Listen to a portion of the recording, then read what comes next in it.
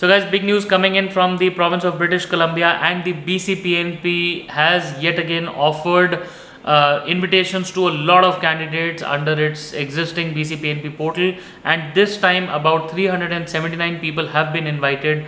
We are covering this big news in this particular video today. Please be tuned till the end.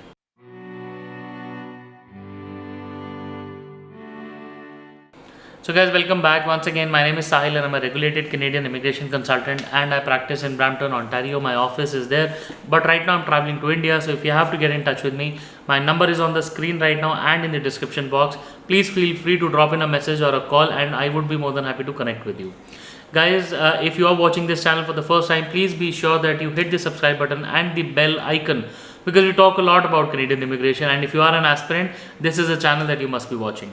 So guys, what we are discussing today is the important provincial nomination programs which people usually use to claim their PRs. Now we already know that 2021 has been hard for all program candidates, but we have seen that the Canadian Experience Class and PNP programs have been bagging the awards every now and then. And the same goes with the British Columbia province, where Vancouver is. It is one of the most preferred locations, obviously after the Greater Toronto area, wherein a lot of experienced candidates, the corporate professionals, would like to go if Ontario is not within their grasp. Now, guys, what we are discussing today is that the BCPNP has been under action, has been performing amazingly well for the past couple of weeks, especially when it comes to two particular streams, which is the Express Entry BC and the Skills Immigration Program. Now, after having invited a lot of people, yet again on May 11th, the BCPNP invited 379 candidates, and the cutoff was as follows. They had the cutoff range between 77 and 94 points for the two streams, which were the skilled immigration and the Express Entry BC stream.